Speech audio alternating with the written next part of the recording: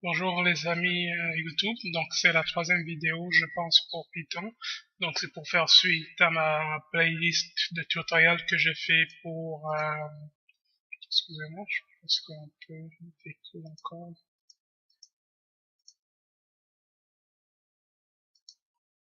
Oui, donc c'était pour faire une suite de ma playlist C++ puis C Sharp. Donc je vais parler des inputs aujourd'hui.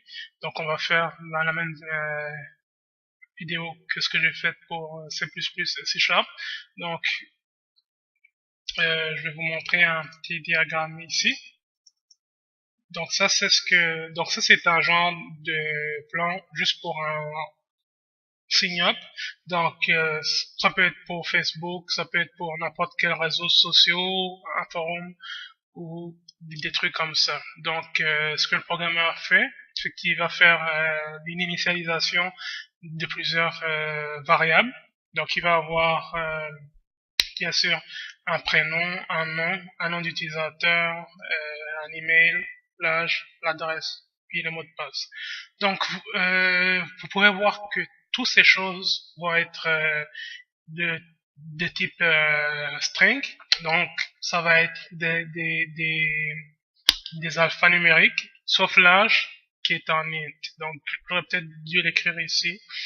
Puis, dès que c'est initialisé, le fuser va entrer ces informations ici, puis ça va être envoyé votre serveur vers la base de données et ensuite vers la table d'utilisateur pour le sign-up ici. Donc, vous pouvez voir que pour chaque variable ici, il va avoir un champ qui va correspondre. Donc, pour un prénom, il va avoir le champ prénom, le nom pour le champ nom, puis ainsi de suite. Ok, donc on va apprendre à faire les inputs aujourd'hui. Donc pour ce côté ici. Et ça ici, on va peut-être le faire dans 3 semaines ou 4 semaines. Ça va être la troisième partie de notre playlist Python. Puis ça va être avec le framework Django pour faire un petit site web avec un sign up. Ok? Fait que je vais mettre ça de côté, puis je vais vous parler de l'initialisation, de l'input des variables. Donc, dans la vidéo numéro 2, je crois, je vous ai montré juste pour imprimer des, des phrases dans la console. Fait que ici, je peux dire bonjour, je m'appelle Philippe. Donc, c'est juste vraiment print. Puis, dans les paramètres, vous mettez juste votre phrase entre guillemets, puis ça va marcher. Donc je fais juste un petit résumé vite pour la vidéo numéro 2. Pour les trucs arithmétiques, vous pouvez juste faire des additions, donc c'est très simple, c'est direct, vous pouvez faire des additions comme ça s'additionne. Quoi d'autre? Vous pouvez bien sûr faire des multiplications, c'est la même chose. Ce qu'on peut marquer aussi, c'est qu'on peut faire, genre, je peux faire plusieurs phrases aussi. Donc, je peux dire bonjour, je m'appelle Philippe. Je peux aussi additionner des strings ici. Donc, j'ai juste à faire j'ai juste à faire un petit espace ici. Et vous, quel est votre nom? Donc, ça revient au même. Donc, on peut faire des additions de strings aussi. Bonjour, je m'appelle Alfred, et vous, quel est votre nom? Donc, ça, c'est pour le output. Fait que pour le input, c'est très simple. Donc, premièrement, il faut faire l'initialisation d'une variable. Donc, bien sûr, avec C++ puis C Sharp, j'ai fait avec l'âge. Donc, on va continuer avec l'âge pour l'instant. Puis après ça, on va faire des opérations arithmétiques. Juste voir si ça fait. Ok, fait que on fait juste genre initialiser la variable, donc h. Puis ici, c'est une fonction spéciale qui s'appelle input. Genre, on va juste écrire input ici. On va mettre les paramètres comme la phrase qui va précéder votre variable. Donc ici, on va faire une input. Quel est votre âge? Et je vais mettre un petit espace ici pour qu'on puisse écrire. Okay? Donc bien sûr, ça c'est le input, mais il faut qu'on puisse l'afficher, bien sûr, n'est-ce pas? Donc pour l'afficher, c'est très très simple. On a juste à faire la même chose comme dans la vidéo numéro 2. On fait print et on va afficher la variable âge dans les paramètres qui est déjà ici en fait. Vous pouvez voir âge pour variable. Puis il faut dire que c'est vous voyez ici, donc c'est un petit problème parce que c'est un string ici, mais moi je veux que ça soit des int, fait des nombres entiers. Donc ça c'est un petit problème qu'on peut comme résoudre en faisant une petite conversion. Ok, donc on va faire âge. Donc là ça s'efface, on va juste faire âge, et qu'on va juste faire print âge.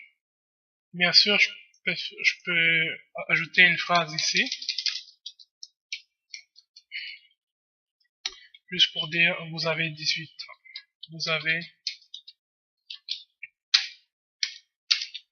18 ans. Donc on va faire ça. On va faire CTRL F5. Quel est votre âge? Donc ça c'est le paramètre que j'ai mis ici entre les parenthèses, je veux dire 18. Et vous avez 18 ans. Donc c'est simplement comme ça qu'on fait les inputs pour les users. Mais ici j'ai un petit problème parce que l'âge ici c'est un string. Fait que qu'est-ce que je dois faire pour que ça devienne un int? C'est très très simple encore aussi. Il faut faire une petite conversion. Donc ici je vais mettre une variable, je vais l'appeler x, ça n'a aucune importance de la façon que je l'appelle, c'est vraiment juste une petite variable, juste pour que je puisse convertir mon string. Je vais faire x égale, ici ce que je vais faire int, c'est une fonction qui permet de convertir un string en int, puis ici je vais mettre dans les paramètres âge, qui est déjà ici, grâce à IntelliSense. Et que je convertis cette fonction dès que, je l'entre, je convertis cette variable dans un int. Puis là, si on regarde ici, on va l'effacer, puisque ce n'est plus âge maintenant, mais c'est x. Donc ça va être x, et vous pouvez voir ici, grâce à IntelliSense, maintenant c'est un int complet. Okay? Et que on va remplacer, puis bien sûr il faut tester la ligne de code tout le temps. Okay? Et quel est votre âge? Je vais dire mon vrai âge, j'ai 28 ans. Et là vous pouvez voir que j'ai un petit problème ici. Puis c'est très très simple, c'est parce que j'ai mis des guillemets. C'est que faites juste ici. Vous avez ici, c'est parce que regardez, là ici c'est un string, puis ici c'est un int. Fait que ça marche pas comme ça. Donc, qu'est-ce que je peux faire à la place? C'est que je peux faire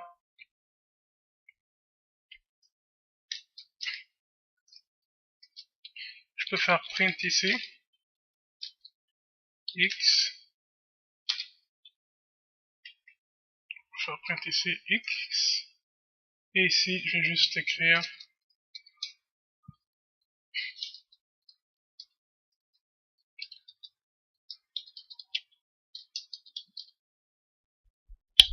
vous avez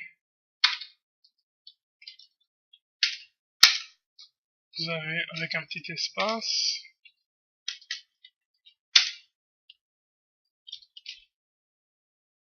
CTRL F5. Puis bien sûr, j'aurais dû corriger puis enlever les guillemets. Donc vous avez 18. Okay. Donc ça c'est juste pour inscrire une seule valeur, bien sûr, mais ce qui arrive, c'est qu'on peut, j'arrive pas à avoir des additions, des soustractions, puis genre aussi, ça s'appelle des concaténations. Attendez, laissez-moi voir le terme, ça s'appelle juste en français, je sais pas comment on appelle ça. Ça s'appelle concaténation. Ouais, donc c'est un nom de 15 chiffres, non 15 lettres. Fait que ça peut être l'union de deux strings, ok? Donc il y a des choses compliquées qu'on doit faire avec avec ces variables. Donc c'est beaucoup plus compliqué qu'en quoi. Donc, ce qu'on peut faire, c'est qu'on peut faire un petit programme pour additionner deux nombres, ok? Donc, donc, premièrement, mon nombre, on va juste faire print. On va juste décrire le programme qu'on va faire ici. On va juste écrire additionner deux nombres.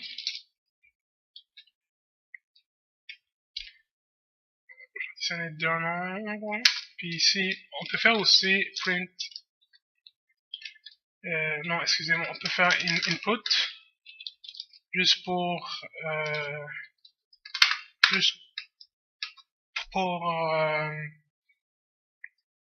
que le user puisse attendre pour continuer. C'est comme le readline dans C#, c'est qu'on va juste laisser le temps à l'utilisateur pour qu'il puisse lire les phrases. Faites juste presser un bouton pour continuer.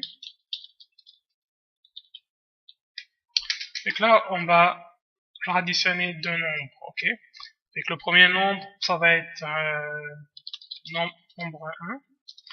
On va l'écrire nombre 1. Là, on va mettre l'input du user.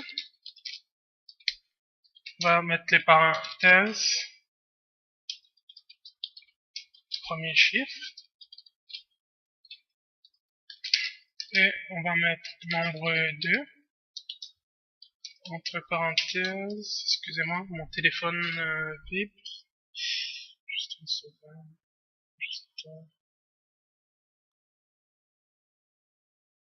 Ok, excusez-moi, c'était mon téléphone. Donc nombre 2, input, deuxième chiffre. Donc là, il y a beaucoup mais pas beaucoup, mais au moins 3 ou 4 façons d'entrer la somme. Donc la première chose que je ferais, bien sûr, ce serait juste de dire input non print nombre 1. Oups. Puis là, vous allez voir qu'il va avoir le même problème que ce que j'ai fait tantôt, parce que ce que je suis en train de faire, ça va être des strings dans le système. Mais il faut des int pour faire des opérations mathématiques. Donc vous allez voir que ça va être le même problème, mais on va quand même continuer juste pour que vous voyez qu'est-ce que ça fait exactement. Et là, ce que je fais le premier variable pour le premier chiffre, ensuite le deuxième variable pour le deuxième chiffre, et là je vais les imprimer. Et vous allez voir que ça va pas faire ce que je veux du tout. Okay? Donc additionner deux chiffres, ce que je vais faire, presser un bouton pour continuer.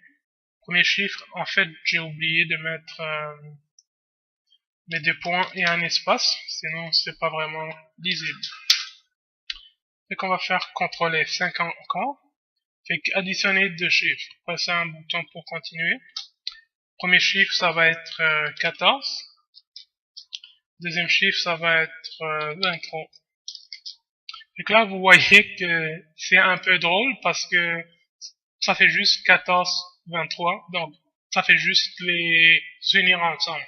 Donc, c'est comme ce qui s'est passé tantôt. Donc, pour résoudre ce petit problème, il faut juste convertir encore. Fait qu'on va créer une petite variable artificielle qui va s'appeler x. On va faire int pour convertir. On va utiliser nombre 1 qui est déjà dans IntelliSense. On va faire la même chose pour le deuxième nombre. On va l'appeler cette variable y. On va faire égal, on va faire int et on va faire nombre 2 dans les paramètres. Okay. Fait que j'ai pas besoin de vous expliquer, je vous ai déjà dit le principe il y a 5 minutes. Mais c'est la même chose. Donc là, on va voir qu'est-ce que ça va faire. Faire CTRL F5. Additionner deux chiffres, passer un bouton pour continuer. Premier chiffre, ça va être 14. Deuxième chiffre, ça va être 20. Et que là, on a 14 et 20 encore. Parce que ce qui arrive, c'est qu'il faudrait que je fasse une variable aussi pour les additionner. Donc c'est ça qui arrive. Et qu'il va falloir que je fasse une troisième variable qui va être totale en fait. Ok. Puis en fait, non. Ce qui se passe ici, c'est que j'ai pas mis les bons variables. Il faut que je mette x pour le nombre 1 et que je mette y pour le nombre 2. Okay. On va faire x plus y et ça devrait régler mon problème ici. Okay. CTRL F5. C'est les deux chiffres 14 et 7. Oups. 14, non, on va faire 7 plus 14, et là, ça fait 21, ok? Donc, vous voyez que là, ça marche aussi. Ce que j'aurais pu faire aussi, ce que j'ai fait dans ma vidéo de C++ et C#, c'est que je peux enlever ça. Non, en fait, je vais garder ça, et je vais faire une troisième variable, qui va être, je vais l'appeler la somme. Et que la somme, je vais la définir comme étant x plus y. Okay. Et que ça va être ma variable somme qui va faire le nombre 1 plus le nombre 2 qui ont été convertis par les fonctions int ici. Puis bien sûr, puisque là, les sommes, il faut que j'enlève ça et que je mette somme.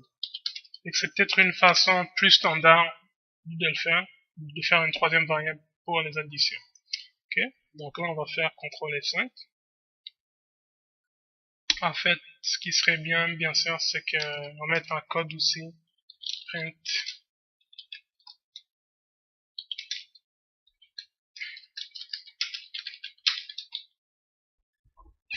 Donc la somme est